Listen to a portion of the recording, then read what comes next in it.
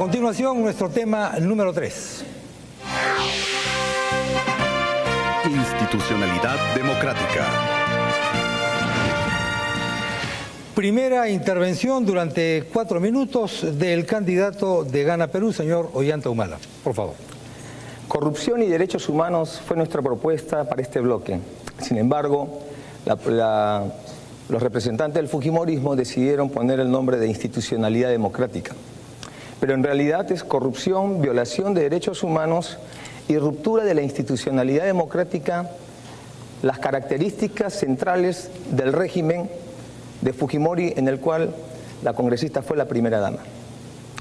Y hoy día los peruanos nos encontramos en la disyuntiva de defender la democracia, mejorarla y sostenerla, o aceptar la reimplantación de una dictadura con los problemas que conlleva, como la permanencia inconstitucional del poder, la corrupción generalizada, la compra de medios de comunicación, violación de derechos humanos, persecución a los opositores y los vínculos con el tráfico ilícito de drogas y armas. Este régimen pretende reinstaurarse, y digo reinstaurarse porque son las mismas personas que estuvieron en el régimen de Fujimori y Montesinos las que hoy día acompañan a la congresista Fujimori. Si no, veamos 2 casos. La asesora que coordinaba con Montesinos cómo limpiar el rostro de las atrocidades que hacía el régimen fujimorista, fue la que en el debate técnico hacía las promesas sobre derechos humanos. Y otro caso es el doctor Aguinaga, que durante su gestión se esterilizaron a miles de mujeres sin su consentimiento. Asimismo, sabemos que por denuncias públicas, nacionales e internacionales, la IROE se ha convertido en la práctica en el cuartel central del Fujimorismo. En mi gobierno no habrá perdón ni indulto a los corruptos. A diferencia del Fujimorismo, que cerró el Congreso, creó una constitución para reelegirse, uno de mis principales compromisos con el país es la no reelección. De ser reelegido presidente del Perú, gobernaré 5 años y ni un minuto más. Defenderemos y fomentaremos la libertad de expresión. Cualquier cambio en mejora de un crecimiento económico con inclusión social lo haremos dentro de los cánones de la democracia. Respetaremos y defenderemos los derechos humanos. No permitiremos actos de corrupción como cuando se vendieron empresas públicas y se generó 10.000 millones de dólares, de los cuales hasta ahora no se han recuperado toda esa plata para el erario nacional, y mucho de ese dinero se hubieran servido para la lucha contra la pobreza. Estableceremos y garantizaremos la participación de la mujer en todas las instancias de toma de decisiones. Vamos a iniciar un proceso de descentralización, no solamente política, sino también económica, para permitir que los gobiernos regionales, los gobiernos locales tengan mayor capacidad de gestión. Nosotros respetaremos la estabilidad jurídica y honraremos todos los contratos. Y como nos decía en Lajas, un compatriota nos preguntaba, ¿qué va a pasar con nuestra propiedad? Pues le vamos a garantizar su propiedad. Queremos hacer un país de propietarios y de productores. Nosotros que vamos a garantizar la paz social en el país. Una paz social que hoy día nos cuesta mucho, no solo para el libre tránsito de nuestras familias, sino para las inversiones.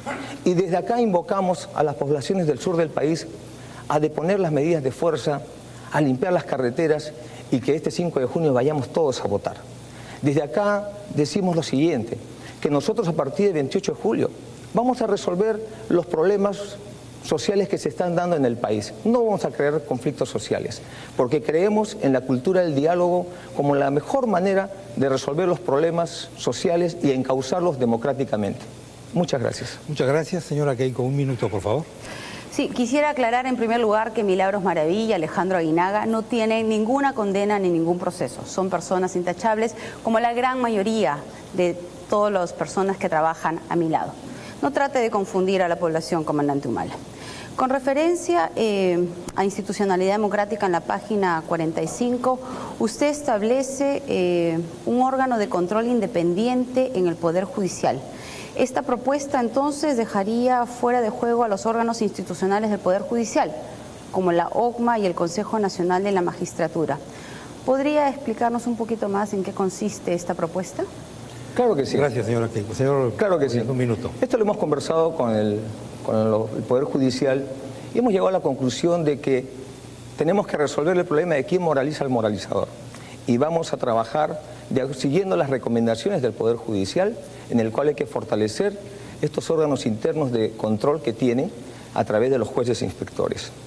Pero además tenemos que señalar que en materia de lucha por la institucionalidad democrática, sabemos que durante su labor parlamentaria usted ha defendido mucho el indulto a los corruptos. Queremos saber nosotros si ahora el decir que no va a indultar a los presos por corrupción es simplemente una parte de una estrategia electoral de campaña, porque durante muchos años usted señaló que ciertos corruptos eran inocentes. El pueblo quiere saber, congresista Fujimori, si va a indultar a los presos por corrupción. Gracias. Señora Keiko Fujimori, tiene 4 minutos. Continuamos con el tema 3, institucionalidad democrática. Por favor. Estrategia política, la de sus cambios de planes de gobierno. Yo tengo un solo plan de gobierno y usted tiene 4. Primero, la verdad. No es cierto que yo me niegue a hablar de derechos humanos, de corrupción o Estado de Derecho. Yo no tengo ningún proceso ni investigación judicial. Mi contrincante, el comandante Humala, está acusado de sobornar testigos en procesos por violación de los derechos humanos y ha intentado 2 golpes de Estado. En base a mi trayectoria personal, quiero reiterar mi más absoluto respeto por los derechos humanos, incluyendo el derecho a la vida, a la libertad individual, de expresión y de opinión. La Comisión de la Verdad y las investigaciones realizadas por el Sistema de Administración de Justicia nos han confirmado que desde los años 80 se violaron los derechos humanos de muchos peruanos por movimientos terroristas, pero lamentablemente también por algunos miembros de nuestras Fuerzas Armadas y Policía Nacional. Esta guerra interna dejó muchas heridas que tenemos que atender. Para ello, tomando en cuenta las recomendaciones de la Comisión de la Verdad, continuaremos con el programa de reparaciones individuales y colectivas. Además, trabajaremos en planes de desarrollo económico y social, sobre todo para sacar de la pobreza a esas comunidades afectadas. De la misma manera, el programa de reparaciones tiene que alcanzar a las familias de nuestras Fuerzas Armadas, de la Policía Nacional, los comités de autodefensa y las rondas campesinas que perdieron a sus seres queridos en búsqueda de la paz.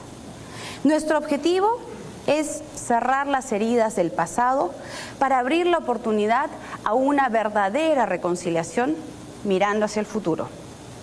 Otro problema que afecta la institucionalidad democrática es sin duda la corrupción. No existe corrupción grande o pequeña. Su esencia es una sola. Y es ahí, al origen mismo, en donde debemos de atacar, porque la diferencia entre una y otra solo es cuestión de tiempo. La lucha contra la corrupción debe estar tanto en la penalización del delito como en su prevención. El problema no es solo detectar a las personas culpables, sino también encontrar las fallas en los sistemas. Por eso tenemos que apoyar y fortalecer a la Contraloría, institución encargada de la lucha contra la corrupción, a la que ya hemos dado capacidad sancionadora, pero debemos de seguir fortaleciendo su independencia y su presupuesto. Propongo además introducir transparencia en todos los actos y decisiones del gobierno. Para eso implementaremos un nuevo sistema de compras electrónicas. Simplificaremos los procesos e implementaremos con tecnología para detectar y saber las responsabilidades. Es importante también hablar de institucionalidad política. Por eso hoy quiero desde aquí garantizar mi más absoluto respeto a la independencia de poderes, a la libertad de prensa, a la independencia del Banco Central de Reserva y principalmente a la independencia de los mecanismos de control del Poder Judicial y de la Fiscalía de la Nación. Asimismo, me comprometo a no convocar una asamblea constituyente ni intentar, al término del mandato, la reelección presidencial. Muchas gracias. Señor Ollanthumal, un minuto, por favor. Yo no tengo ninguna acusación de violación de derechos humanos. siempre he colaborado con la justicia y esa misma justicia que me absolvió a mí condenó a su padre, congresista Fujimori, por violador de derechos humanos y por corrupto. Usted ha hablado de derechos humanos, sin embargo resulta extraño para el televidente que no hable de su propia experiencia de vida porque usted fue primera dama de un gobierno donde se violaron derechos humanos.